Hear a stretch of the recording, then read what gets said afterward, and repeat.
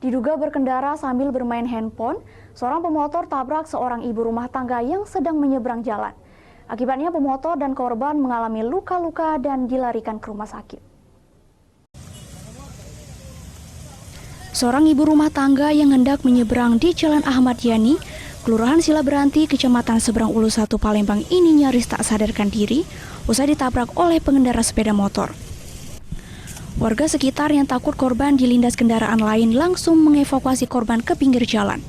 Sementara pengendara sepeda motor yang menabrak juga nyaris tidak sadarkan diri dan mengalami luka-luka. Menurut keterangan, kecelakaan bermula saat pengendara sepeda motor berkendara melintas di lokasi kejadian dengan kecepatan tinggi sambil bermain handphone. Karena pengendara tak fokus berkendara, kemudian langsung menabrak seorang ibu rumah tangga yang hendak menyeberang.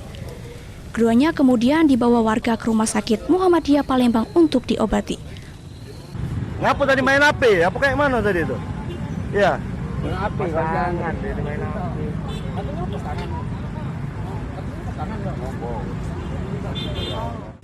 Dari Palembang, Guntur iNews melaporkan.